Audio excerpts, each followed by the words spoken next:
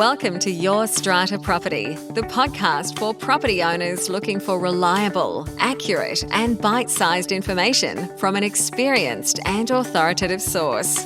To access previous episodes and useful strata tips, go to www.yourstrataproperty.com.au. Hello and welcome to episode 200. I am Amanda Farmer and I have been your host for the past 4 years. Each week I am with you demystifying the legal complexities of apartment living. We have had our guest experts. I have shared my own learnings as a strata lawyer practicing in this crazy world that we call apartment living. And I have debated our practical day-to-day challenges with my co-host Reena and I. It has been a fabulous 4 years spending each week with you. For those of you who have listened to the podcast from episode number 1, wow, and thank you. Thank you for your loyalty and your interest in what we have to share. If you're new to the podcast, welcome. There is no better place to start, and we are not going anywhere anytime soon. Today, I am bringing you part 2 of YSP Live 2020. I delivered part 1 last week in episode 199. If you didn't catch it, I strongly recommend you go back and start there. YSP Live 2020 was a special live event online with members of the Your Strata Property membership community, recorded just a few weeks ago. It was an opportunity for our members to ask questions, to debate issues with myself and Reena, and the opportunity was given to a few members to be featured. And today you're going to be hearing directly from those members. We have Bruce, Carol, and Margaret, each working through strata challenges of their own. A very special thank you to all of you for agreeing to take part in the members only call and also agreeing to be featured on this episode of the podcast. After hearing from our featured members today, you will then hear myself and Reena open up for general Q&A from those members who are on the call with us. We have about 10 questions and answers for you today, including what protections are available for Strata Committee members who are concerned about personal liability. Who insures a renovated kitchen? Can general meetings be held by paper vote? And what is the process for Strata Committee elections?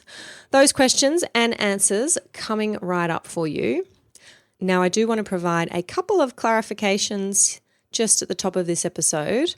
You'll hear Reena talk about a challenge relevant to a waterproofing certificate, and you'll hear me reference this week's episode of the podcast. The podcast episode I'm talking about is episode number 197. If you want to head back there and learn a bit more about waterproofing certificates and the importance of knowing that your waterproofer has the correct license, you can check that out in episode 197. And when we jump into some Q&A from members on the call with us, Reena and I answer a question about a noise bylaw. And I do want to clarify that I have since gone back and had a look at the terms of the model bylaw relating to noise, and it does refer to noise created on a lot or the common property. So just bear that in mind when you hear that section of the call. We had a bit of a question mark over that one, but there will be a link. As always, plenty of links in the show notes for this episode. We link to the relevant legislation we have discussed and any previous episodes or resources that we've mentioned over at yourstrataproperty.com.au/podcasts. And you'll see this very special episode 200 in the list on that page. Now, remember, if you do want access behind those membership doors, the place you need to be is on the wait list. yourstrataproperty.com.au/waitlist. As a member, you too can take part in these calls as well as enjoying all the other benefits of membership. And you'll hear me refer to the forum quite regularly in this episode. That is the place where members are logging on, asking questions and getting that one-to-one guidance from me, having their most pressing strata problems solved as they arise. Now sit back, relax, enjoy this part 2 of YSP Live 2020, an inside look at or listen to our special members only event. This is episode 200. Enjoy. We are now going to head over and start deep diving into a few questions that members have very kindly put up their hand to say, yes, they'd like to be part of the broadcast, and we're going to have their mic and their video on. And I just take my hat off to these members for agreeing to be part of it. I don't think Reena and I are scary, and we do this all the time. So we're kind of used to broadcasting, but I know it can be a little bit intimidating at first if you haven't done it before. So thank you to Bruce, to Carol, to Margaret for joining in on this part of the segment. We might spend about the next 20 minutes or so deep diving into their problems, and we'll invite them on. And then we do have another half hour to get into the questions you've been putting in the chat box and some others that have come through earlier on email. So we are scheduled to run till 1:30 if anybody's wondering about that. But right now, I'd like to welcome one of our very brave members who has agreed to broadcast with us today, and that is Bruce. Bring on Bruce. Hello, Amanda and Reena. Hello, Hi, Bruce. It's exhausting just sitting listening here. The podcasts are more relaxing because you can walk along, but they always solve some problems and maybe raise a few others. So the background to my question. Go for it. I have owned in a Strata, which is almost 20 years old, for about 6.5 years, built by a very reputable developer. It has a high owner-occupier rate and has had relatively few problems, but is starting to after 20 years, lifts, for example. So there's been a relatively small number of apartments sold and renovations done due to the quality of the original work. This is starting to change, though, which has proved a little bit problematic as owners can get frustrated by the time it takes to get approval, whether precedent applies to committee decisions, need for bylaws, for lots, bonds, etc. So some people haven't known or haven't wanted to know and just go ahead. So the question is about how Strata committees, and I'm on the Strata committee, but one of the newer people on the committee, should develop processes to support decisions in an appropriate time frame, and whether, as I've heard one of our local Stratas have put in place, the development of an overarching bylaw to make the process easier is a good option, whether you would recommend that. And one of my colleagues that I volunteer with, Strata committee colleagues, we talk a lot about whether communication or process is more important. He thinks process is, and I'm coming round to that, but they're probably both important. So is the question clear enough? Yeah, I think it is. Thank you, Bruce. And it's a very good one. It's one that comes up regularly, and I think even more so since we've had, at least in New South Wales, our 2015 Act, which has changed the requirements around approvals for renovation works. So we have our cosmetic works, we have our minor works, and then we have our other works, which are not called major in the legislation, but the lawyers tend to call them major works. And there's a lot of confusion around how to approve things now and how that should be communicated, if you like, to other owners and what processes should be put in place to make sure that that's clear to everyone. If you haven't jumped into the member forum recently, there's a really detailed, getting more and more detailed discussion going on over there with member Sandy. And if you look up her thread, there might be a couple of threads now about lot renovation works. She's in the middle of a big redraft of the bylaws for her building, and she's focused really closely on how we deal with renovations going forward. What is the process that we should set out in our bylaws that we should ask residents to be following if they want to do these works? And her and I, as well as some other members, have had quite a bit of back and forth about what our legislation means, where the relevant sections are, how do you categorize different types of works. So definitely head over there. From my point of view, and then I'll hand over to Reena, I think, yes, there is a lot of benefit in having what we would call a global renovation works bylaw that sets out the process for works. It makes very clear what are cosmetic works that do not need approval. What are the type of works that you can just go ahead and do? And you can refer to Section 109 of our Act to give you some guidance about cosmetic works. What are minor works? What are the works that you only need an ordinary resolution at a general meeting to do? And should we delegate to our strata committee the authority to approve minor works, because if you're going to do that, you should put that in the bylaw, that the strata committee is delegated the responsibility to approve minor works. So you need to list the types of works that are minor works, and section 110 in our Act will help you with that. And then what are major works? Now, from a legal perspective, certainly anything that affects the external appearance of the building, anything that impacts waterproofing, and anything that affects the structure of the building is major work and should have its own special resolution and, in my view, bylaw. If it has its own bylaw, then you can always trace through the register, through the common property title, who has done major work, so that if there's a problem, you know who's been approved for major work and who hasn't. The answer to that is who's got a bylaw on the register. The legislation doesn't say you need a bylaw. It does say you need a special resolution. If once you peel away that it's not cosmetic, it's not minor, the only thing that's left is major and a special resolution is required.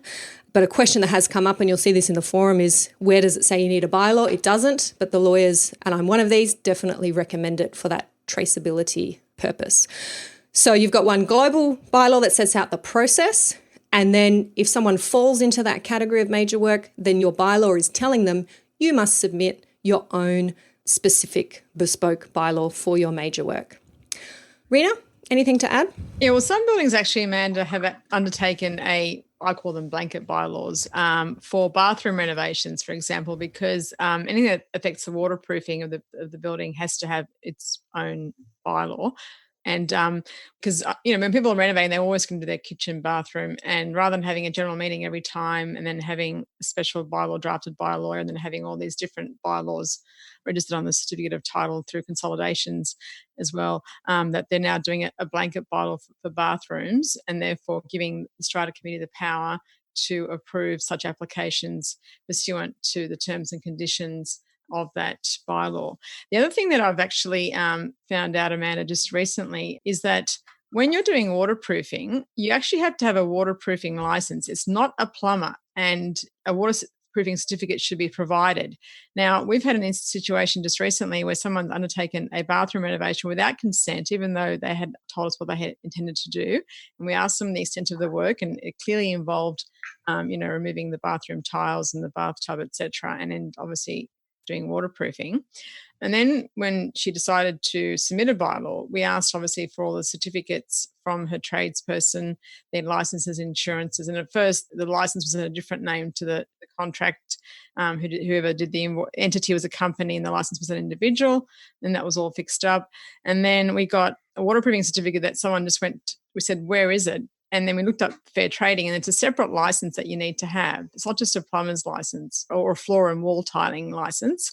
And so that person's just gone to the website and just Googled it, and you can get an old 2013 version of a waterproofing certificate that they've now just filled out, which obviously we're not going to accept. But and that, I think there's detail of that in this week's episode of the podcast, Reena. That one's gone out this week if anyone hasn't caught that yet. Yep. Yeah, so I think it's really important to sort of streamline the processes, as Bruce has suggested, to make it easier for people, but also to have a clear documented record of who's done what. So in the future, when there's a leak from one apartment into the other, then instead of the owner's corporation having to foot the bill, that owner will have to be responsible to make good any damage. Just on your point, Reena, about delegating to the Strata Committee the approval of waterproofing and doing that under a blanket bylaw, I'd be a little bit cautious of that, because I'm not sure, if we look closely at the Act, that that's legal, because I think the Act says you do need a special resolution for each time you're going to deal with waterproofing. And if the legislature intended for the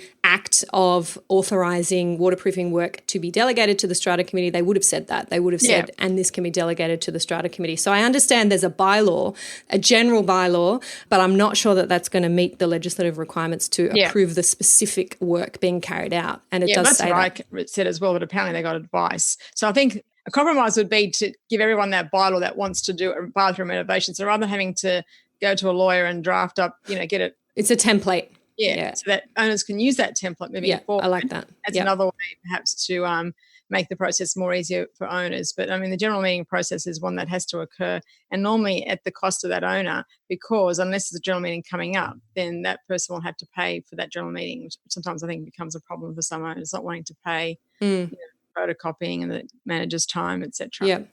So does that give you some guidance there, Bruce, or more questions? It does. No, that's fantastic. It's just given me guidance that, as well as enjoying listening to the podcast, I need to delve into the forum.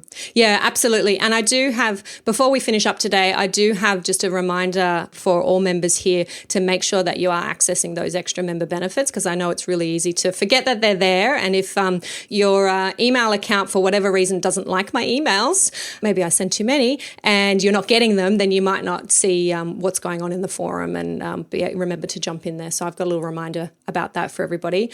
A few questions coming through specifically to this topic, and I can see other questions which hopefully we'll get to. Jerry's saying, isn't waterproofing work structural and therefore major work requiring a special resolution? Can it be delegated to the Strata committee? So hopefully I've just answered that, Jerry. And it's not so much that it's structural. Gosh, I don't do enough Home Building Act work to go back to the definition of structural, but it is definitely work that is not cosmetic and is not minor. It is expressly excluded from Section 110. So that's why we as lawyers put it in the category of major work. We call it work that can only be approved by special resolution in the same category of external appearance and structural. Waterproofing is the third category. If you know more about building than me, you might say waterproofing has some structural element. I'm not sure. Actually, I have one quick comment to make, Amanda, which is something that just come across my desk last week. Air conditioning units are part of the minor renovations in the Act under Section 110. But legal advice given to an owner said, well, hang on, it does affect the appearance of a lot. So therefore it should be covered under a bylaw. So there's another anomaly as well with that particular installation. Yep. Really good point. And that would be because you can't approve work under 110 if it needs to be otherwise approved. So it falls out of 110 if it affects external appearance. Absolutely. Yep. Good point. Okay. Thank you so much, Bruce. The very lovely Rochelle is going to turn you off now, if that's okay. Bye, Bruce. Thank you for your later. question. Bye. And we are going to welcome Carol now. So Carol is going to another one of our very generous members who has agreed to grace us with her presence. If we can get Carol on the call. Hi there. Hi, Carol. Hi, Amanda. Hi, Reena. Hi, Carol. Welcome. It's lovely to have you. We'll jump straight into your question, if that's okay. Okay. Well, I'm in a small lot, only 8 units.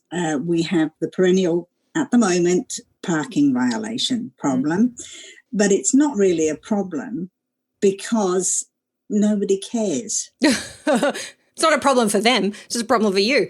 That's right. The bylaw is quite clear.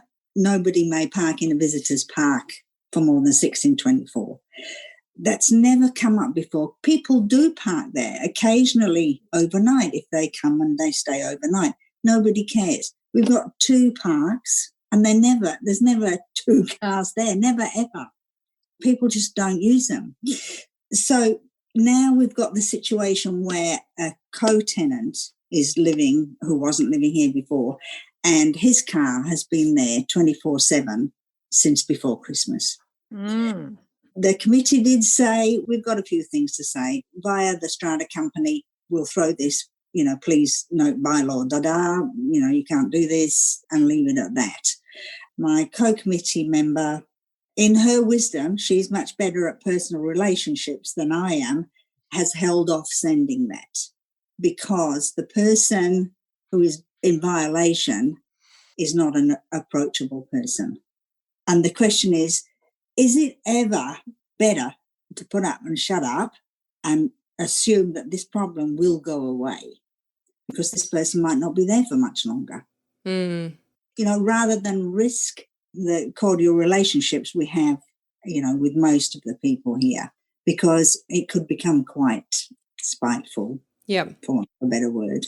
And nobody's complained. Nobody's complained. I'm just going to jump in there, Carol, because you said that this person who is in breach of the parking bylaw is a co-tenant, so they're living there with someone else or they're there for a short time. You haven't seen them before, I suppose.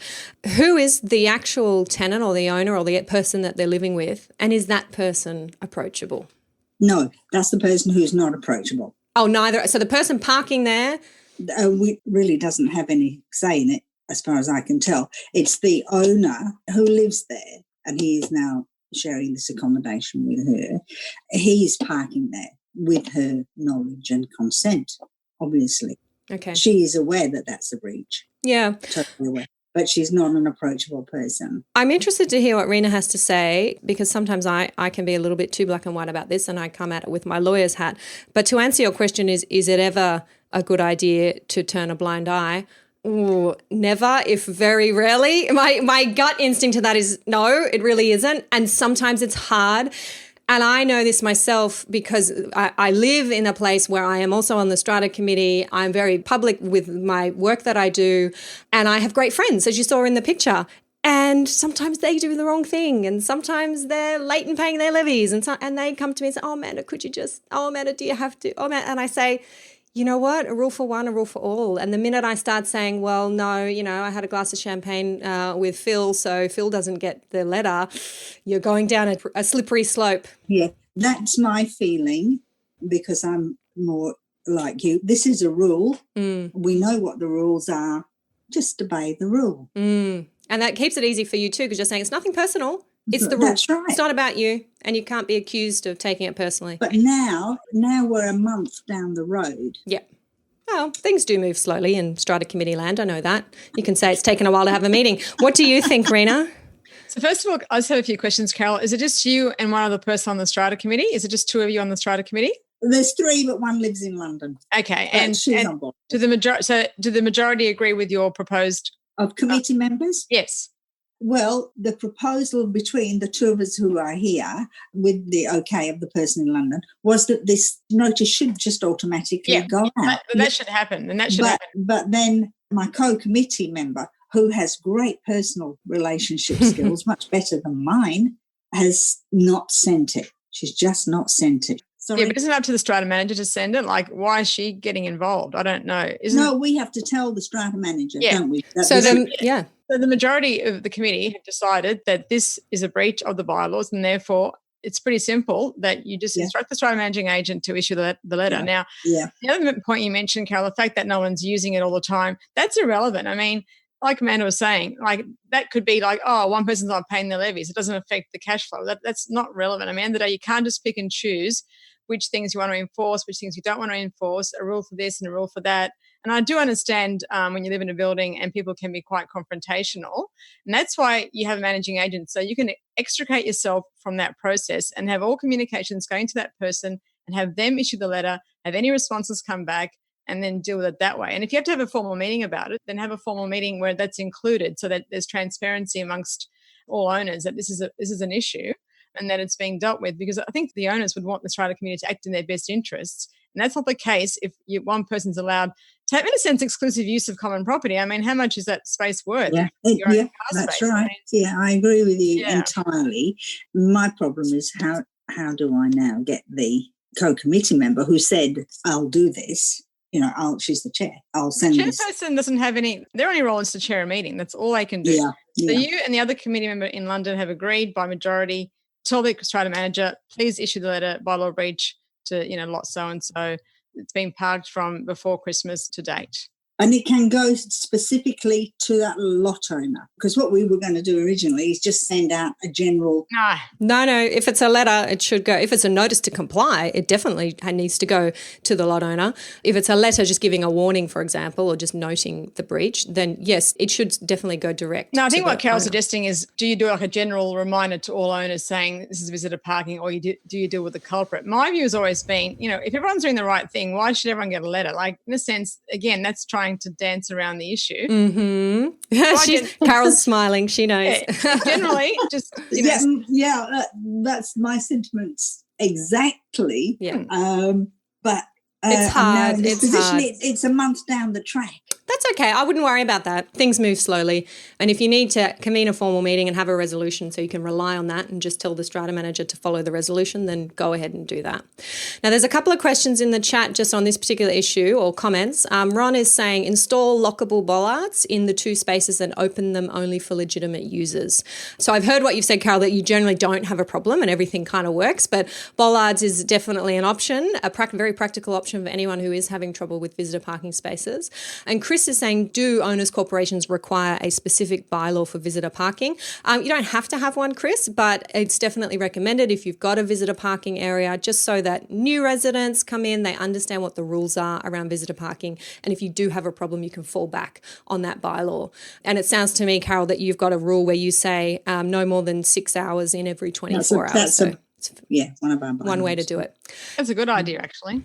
Okay, thank you so much for sharing, Carol. Thank you. We Thanks, are Carol. going to move on now. I'm keeping my eye on the... the... Oh, yes. So, sometimes the important steps are hard, Carol, but once you do this, you'll be able to do anything. Take on the world. I will learn you. Thanks so much. All righty. So Carol. thank you, Rochelle. We'll move on now to our third very generous member who is giving us her time and her question. It's time to say hello to Margaret and welcome her in for the next challenge for Reena and I. Hello, Amanda, and hello, Reena. Hi, Margaret. Thank you for this opportunity. Absolute pleasure to have you. Thank you. I'm a secretary to a small strata scheme, 8-level, 22 lots. We're about to undertake a major rectification remedial work, and I anticipate we will be calling for a special levy of approximately $120,000 per unit. The strata scheme is not sufficiently financial to service such a large amount required for the works, and I suspect that not all lot owners will be financial and not able to be in a position to pay this special levy sum immediately upon being served the levy notice. In order for the owners' corporation to meet the financial remuneration for the works, is it necessary for the Strata Committee or Strata Owners Corporation to take out a mortgage to guarantee payments, or is it strictly that the onus is upon each individual lot owner to honour the payments to the strata scheme in the usual method of levies due? And at what stage is there a requirement for a quantity surveyor to assess the planned rectification works, if at all? Thank you so much for that very well articulated question, Margaret. And it's a really good one for so many others who will have gone through this, be going through this. And it's a question that comes up as a matter of course with any building that is doing work that is of this extent and is going to cost this much. How do we raise the money? And the answer to that is it can be a couple of ways.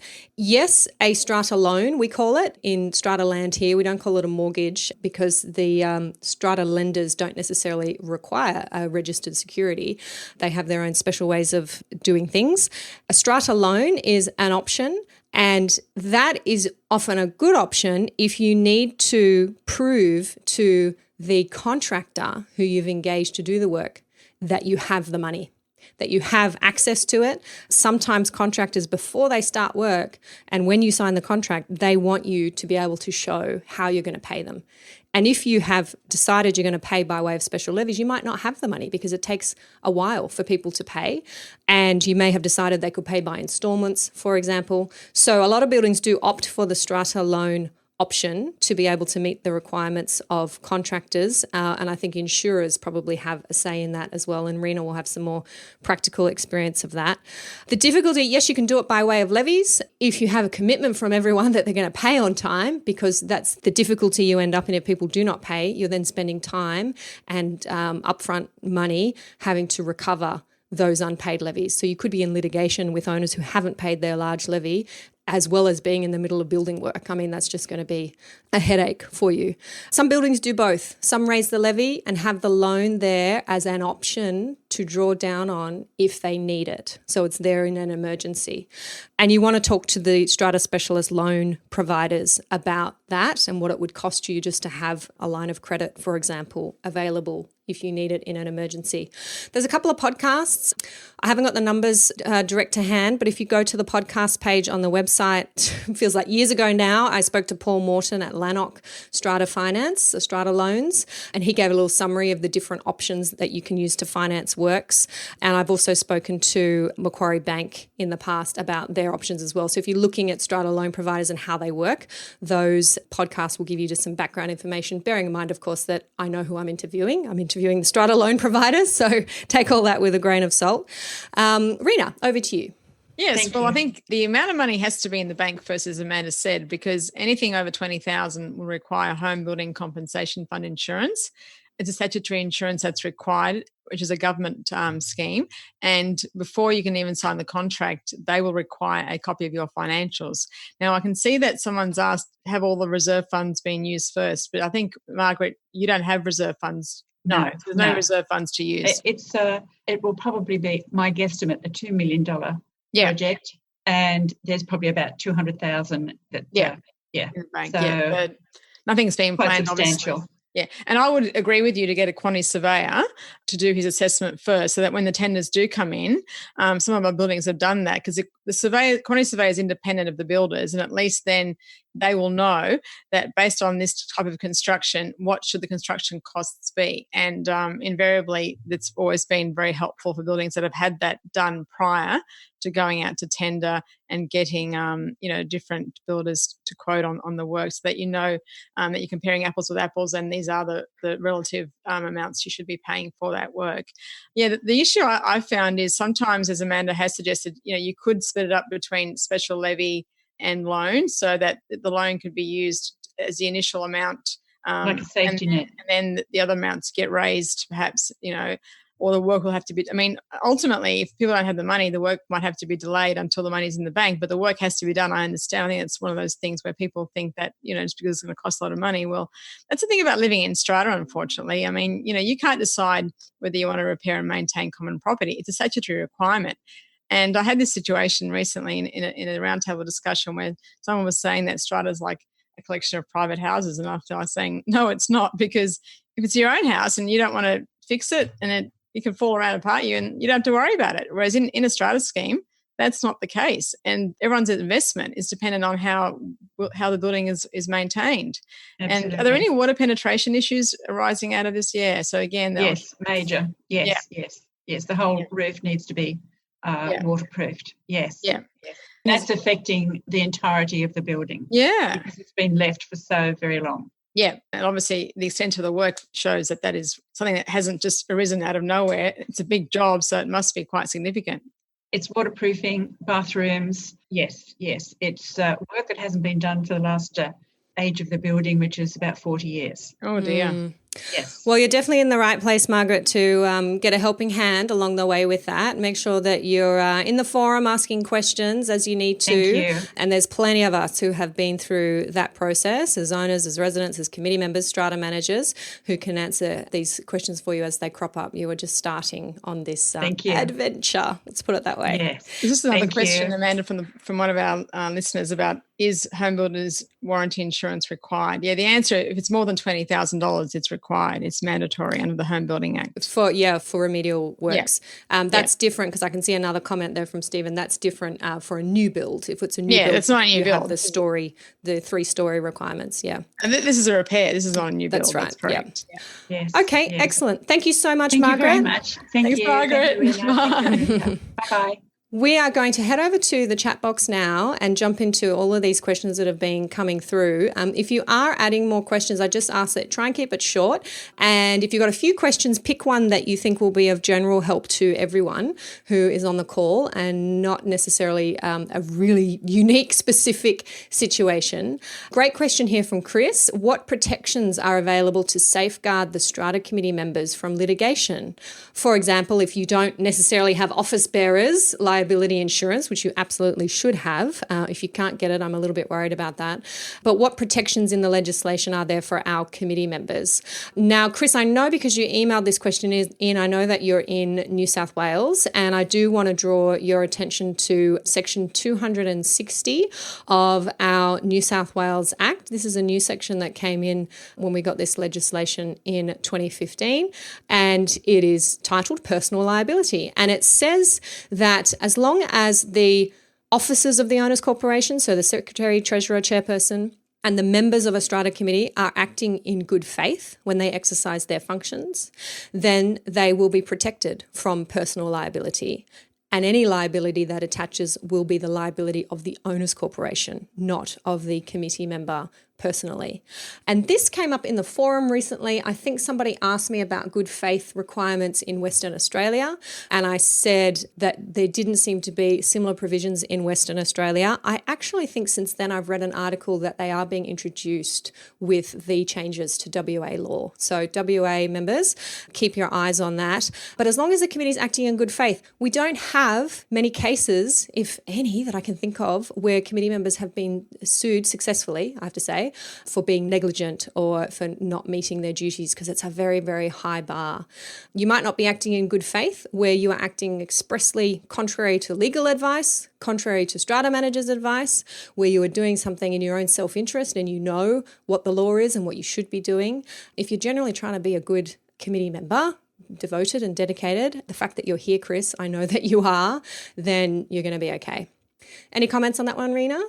Well, the first comment I would say is the owners corporation should take out the insurance for committee members for office bearers liability. I know it's not a mandatory policy, but I think if you're acting in a voluntary capacity, if you're a director of a company, you would expect that to be the case. And in the same in terms of looking after an owners corporation, I think that should be a minimum that is affected for all the time and effort that committee members put in. And as you've said, Amanda, it is about acting in good faith. And most of the time, I think people do get vilified, not because they're doing the wrong thing. Sometimes they may be, but sometimes it's because their own interests clash with the strata committees. And sometimes, for example, if people don't want to spend, like in Margaret's case, people don't want to spend the money because they don't have the money, then you'll see attacks against the committee and they're trying to do this and they're trying to do that, when in a sense, well, I call it the pot calling the kettle black. It's really the other way around. It's people who have an agenda that are vilifying, and making allegations sometimes spuriously against committee members, when really that they're doing what is required for the building, which may affect people financially. But unfortunately, as I said, if you want to live in a home, go live in a home where you do whatever you want. If you're living in strata, it's not just about you, even though you might like it to be. And when you're living communally, you've got to take into account everybody's interests in terms of maintaining the value of the asset. Absolutely. Okay, I hope that's helpful, Chris. We're going to move on to Stephen's question, which is about insurance. And he says, is an originally fitted kitchen a body corporate or owner's corporation item, or is it a lot owner's fixture? Which insurance policy covers an original kitchen? Stephen says his understanding is that a kitchen that has been changed or replaced would be covered by the lot owner, while the original kitchen would be covered by the body corporate under their insurance. So, Stephen, you've used the term body corporate. I'm wondering whether you're in Queensland. So if you are, just take this guidance with a grain of salt, knowing that we are New South Wales practitioners and professionals. And certainly in New South Wales, the Owners Corporation's building insurance must cover the kitchen. There's a broad definition of building in our New South Wales legislation when it comes to insurance. And the idea is if the place burns down, then everybody's going to have a kitchen put back in place. Where you have a new kitchen, you should have a record of the new kitchen being approved. And depending on your legislation, that might be by way of a bylaw. And the terms of that bylaw should say that the lot owner becomes responsible for the repair, replacement, maintenance, insurance of the kitchen. So that lot owner, as you correctly, I think your gut instinct was telling you this, Stephen, that lot owner should therefore then be responsible for anything that should happen to the kitchen pursuant to the terms of the bylaw, not necessarily pursuant to the terms of the legislation. Does that make sense, Reena? I actually don't agree, Amanda, because I've had experience with this particular thing where it was actually a new kitchen that had been installed, again, without consent, but there had been, evidence, and it was noted in the committee meeting minutes that someone had changed their kitchen. And when there was an incident where it was flooded out, the insurer didn't care that the owner had installed that kitchen. It's deemed to be a fixture under the policy. This has also occurred with floating floorboards. So again, a building, everyone had carpet. Some owners, went ahead and installed floorboards. At the time, this person has a bylaw. There was a person above them in a balcony. They threw down a cigarette which landed into their balcony. The fire spread into their apartment. All their floorboards were damaged. And there was a $10,000 excess. I recall this because it was so high. And the person said, submitted a claim. And we said, no, here's a bylaw. Here's lot owner's responsibility. And they said, no. It's considered to be a fixture and we're paying for it. So we had to pay the $10,000 excess at the time. Well, the committee agreed to anyway. So I think the way that the insurer treats it is different to how, like a repair and maintenance issue, So maybe that's the clarification, Amanda. I'm not sure, but insurers tend to want to pay. I don't know why. I know, yeah. I actually have this on our list, Reena, on our famous spreadsheet to chat about in a future podcast episode, because I have received, I don't know if it was an email or a comment on the website from someone who queried our position on not lodging insurance claims for lot property damage if the owner's corporation not having to lodge it if they didn't want to. And if you delve into the insurance legislation, there are some provisions there that say if the policy covers it, then the policyholder should action the claim. And I think that's similar to what you're saying. And I have pegged this for a more detailed discussion. What I'm wondering is if you had a bylaw, and this is the way that I draft my renovation bylaws, that clearly says that the lot owner must not claim on the owner's corporation's insurance in the event of any damage, does that bylaw trump the insurance legislation, which says if it's covered, then the claim must be made. You're forced to make the claim. Interesting legal question, and one that would be very specific to your jurisdiction and would need some devoted consideration specific to the circumstances. So thank you very much for raising that one, Stephen, for opening that can of worms for us. It is a can of worms. Keep listening into the podcast because we're definitely getting into, I hope, that insurance claim question. You're not the first one to delve into that one.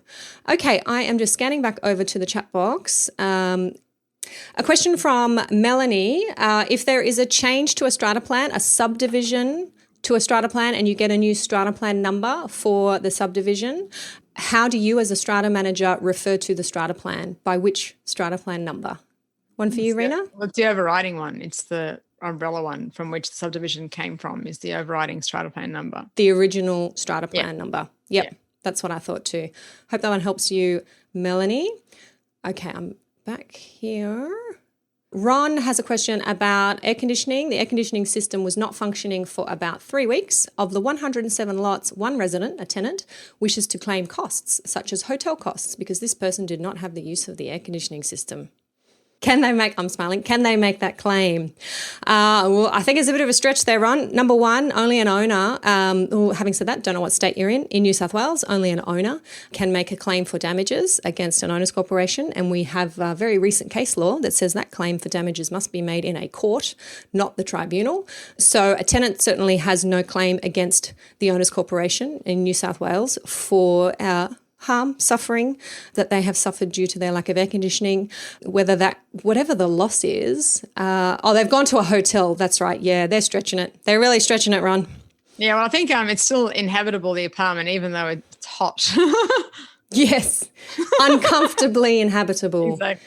It's a first world problem, I think. Yeah, send them on their way, I think, Ron. I'm just scrolling down the chat.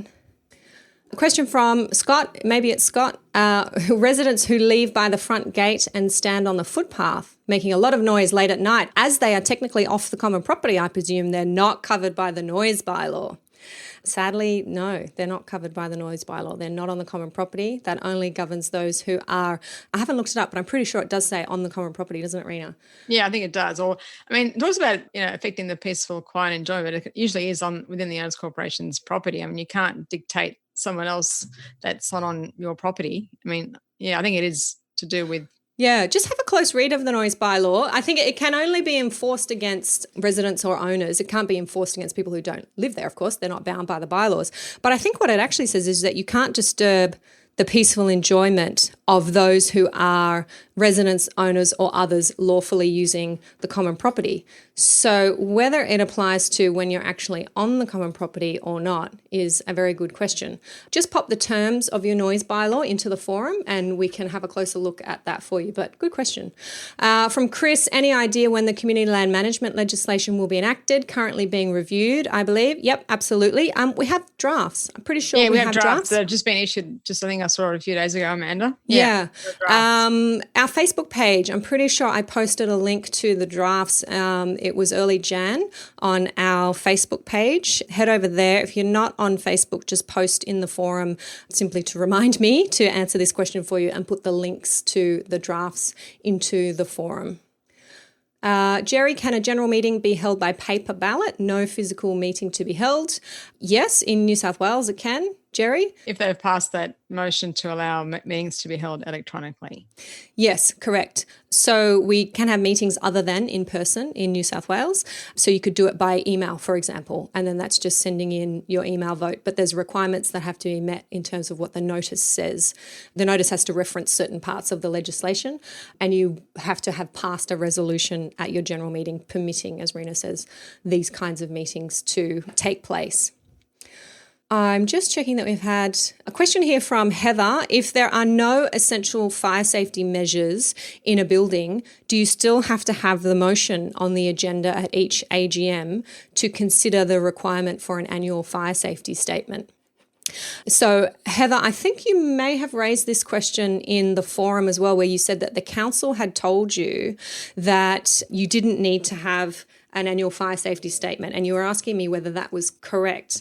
And I said, if you don't have any fire safety measures inside a building, well, then there's nothing to check. It would be an unusual building, I would think, that doesn't have smoke detectors. So to consider the requirement for an annual fire safety statement, I'm just checking, unless you know off the top of your head, Reena. Yeah, there's a statutory requirement now on the AGM agendas, but if you don't have the equipment, then I don't know. I've just found it. It's in Schedule 1, and I know you're in New South Wales, Heather. Schedule 1, Clause 6 of our Strata Schemes Management Act that says you need an item to consider the annual fire safety statement if one is required. So if it's not required, you don't need to include that on the agenda.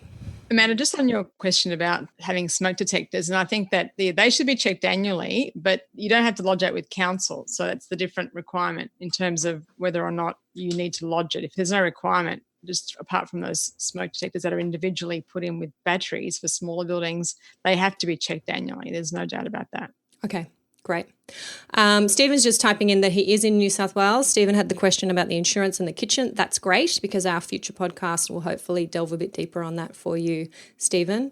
We had another question from Heather as well, which I thought was a really good one for our strata managers and committee members running elections.